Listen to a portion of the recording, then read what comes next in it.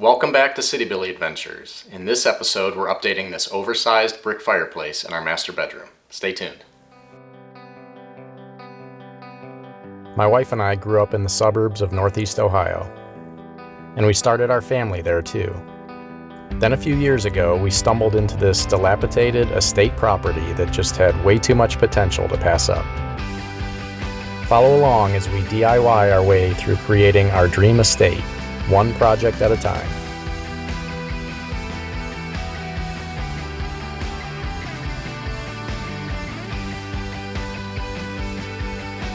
A wise man once said, "You're from the city, but you like hillbilly things." You're a CityBilly.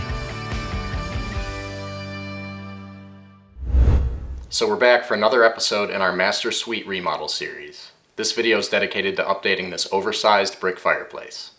This bigger than necessary room appropriately came with a bigger than necessary fireplace. The first step in updating this feature was to get rid of all this extra brick and hang drywall on either side of the firebox. We knocked out the hearth so we could put up drywall over the brick.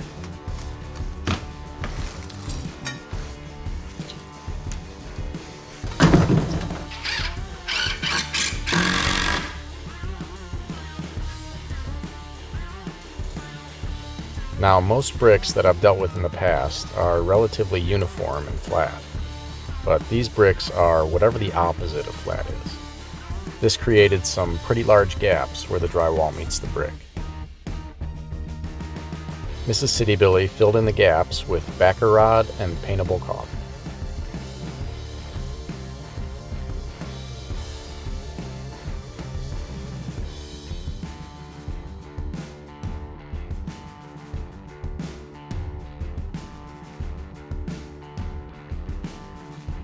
Once that dried, she could paint the wall all the way up to the edge of the bricks.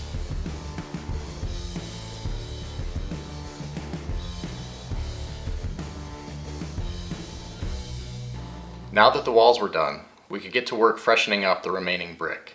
And here to explain how she did it is our special guest, Mrs. CityBilly.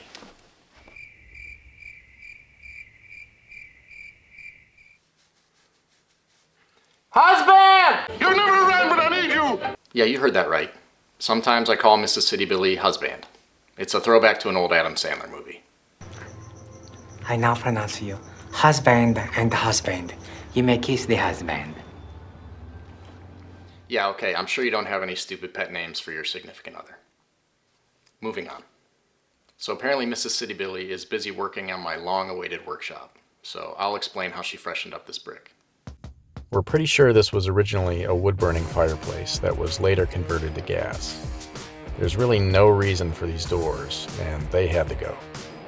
After we overhaul the bathroom, this fireplace will be open on both sides. Our goal was to give the brick a whitewashed look, but the problem was the brick was already white. And not like painted white where we could just scrape some of it off and have a distressed look. The bricks are white all the way through. So Mrs. CityBilly had to do the process in reverse and basically color wash the brick instead. We tried a few different paint colors until we settled on a color called espresso beans. A 7-ounce sample size was more than enough paint for this job. The majority of the bricks were coated with a 40-60 paint to water mix. But before she watered down the paint, Mrs. CityBilly used a brush to paint a handful of random bricks with 100% paint. Then she mixed the paint with water and used a rag to coat the remaining bricks.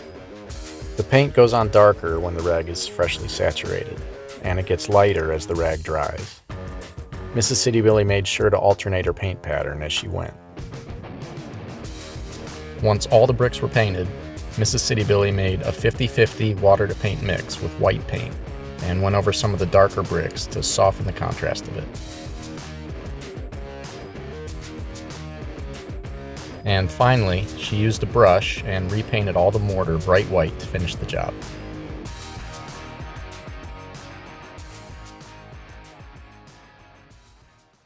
So the original fireplace had crown molding all along the ceiling, and that's one of the few things that we wanted to keep the same. The only problem is that with crown, you have to be extremely precise with your angles. Generally, if you can rely on flat walls and a flat ceiling, then it's not too bad. But if you're using this uneven brick surface as one of your flat sides, then it's a real pain in the getting everything to line up correctly. So instead of installing one piece of crown at a time, I glued my pieces together first, and I'll install the whole piece at once. Then we'll have to go around with a generous amount of caulk and fill in all the gaps later.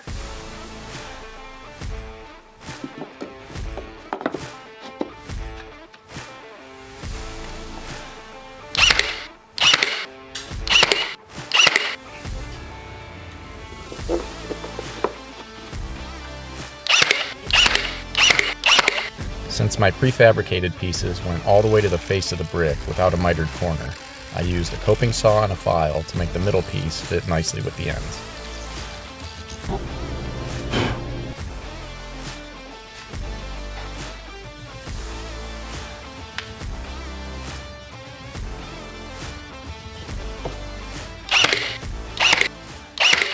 And the last update to this fireplace remodel was to add this barn beam mantel. Now, say what you want about Ohio, but 45 minutes in one direction gets us to downtown, and 45 minutes in just about any other direction gets pretty rural.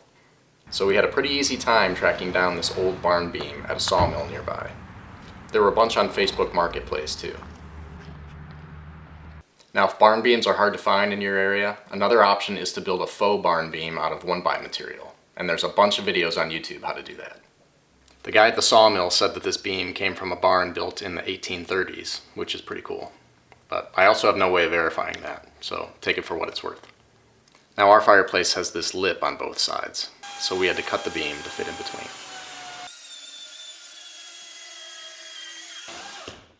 Alright, so before we can think about mounting the beam, the first thing we have to do is flatten out this backside. As you can see, it's not even close to square. I've got to flatten out this ridge so the beam sits as close to flush against the brick as possible. Now you could use a hand planer for this job, but I don't have one. So we're going to use a belt sander and see how that works.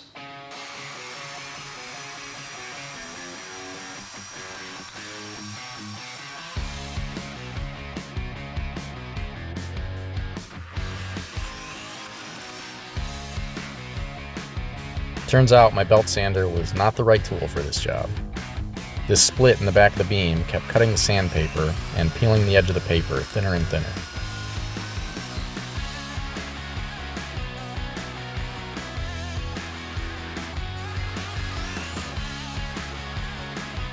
I replaced the sandpaper and was able to make a little progress, but not nearly enough to justify the amount of effort it was requiring. I was also making a giant, dusty mess.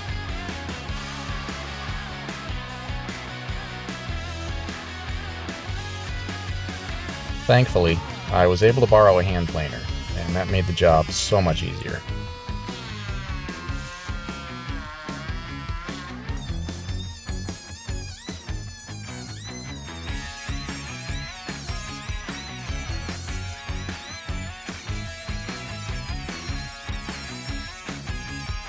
The back of the beam was flat in a matter of minutes.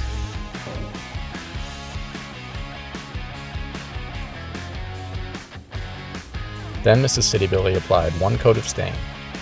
This color is called Provincial, and it's the same stain that we're using for the rest of the bedroom project. After the stain dried, Mrs. CityBilly applied several coats of water-based polyurethane. To mount the beam to the brick, I decided to use 3/4 inch metal all-thread rods and liquid nails. This 7/8 inch masonry bit will make a hole that is slightly wider than the metal rods and leave some room for the liquid nails. I marked the bit with tape so I didn't over-penetrate into the flue. Then I used a hammer drill to drill 4 holes for the all-thread rods. I made sure to drill into the bricks rather than into the mortar. And I also made sure to pick spots where the rods would avoid the large crack in the back of the barn beam. Now, even though this was the right tool for the job, it was still a huge pain drilling these large diameter holes into brick. But I persevered and got it done. I mean, I complained a lot. Holy moly, husband! But I got it done. One trick that I found that helps with the drilling is to move your mouth a lot and pretend you're the door gunner from Full Metal Jacket.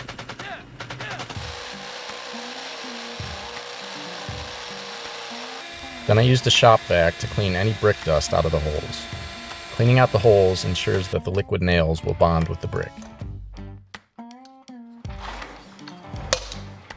Then I filled the holes about halfway with liquid nails and inserted the all-thread. I put clamps on the lip of the fireplace to hold the all-thread level until the liquid nails dried.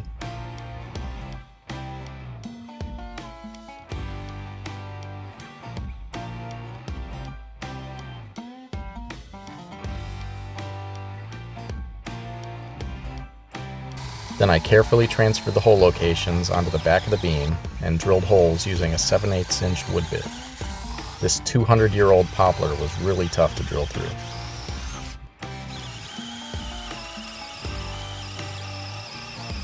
The plan was to test fit the beam and make sure that everything lined up correctly. Then I'd add liquid nails to the holes before permanently mounting it to the fireplace.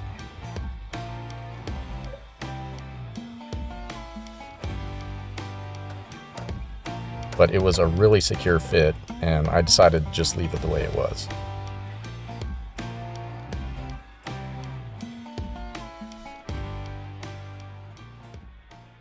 Then Mrs. CityBilly added a few accent pieces, and this job was done.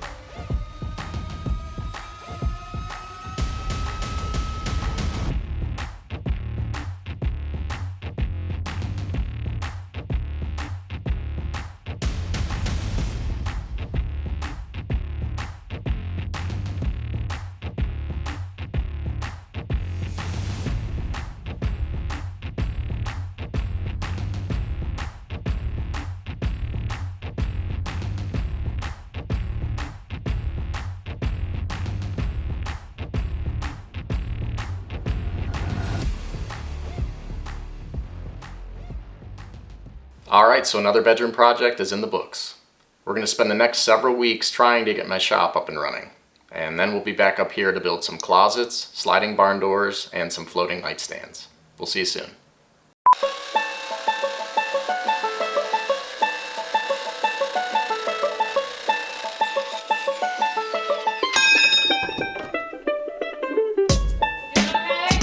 Yep. So we're back for another episode of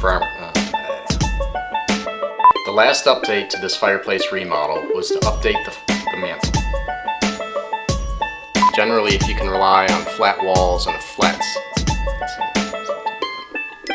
then it's a real pain in the getting it to line up correctly. I'm gonna bleep it out.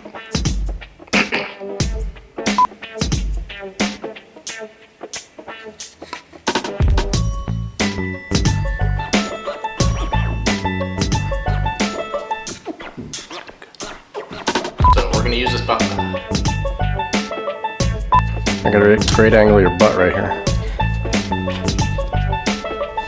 So we had a pretty easy time tracking down this old barn beam. There were also a bunch of Facebook.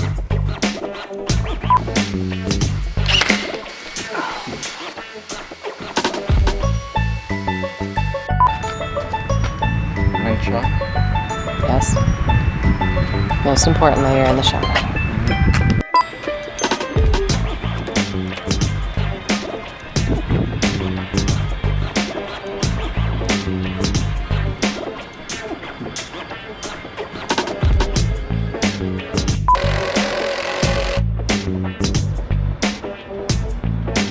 Now our fireplace. Alright, put the camera down and help me.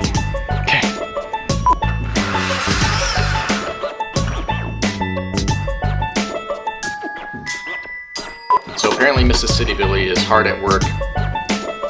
What's she hard at work doing? So apparently Mrs. CityBilly is hard at work. Busy. So apparently Mrs. CityBilly is busy working on my long-awaited workshop. And here to explain how she did it is none other than Mrs. CityBilly herself.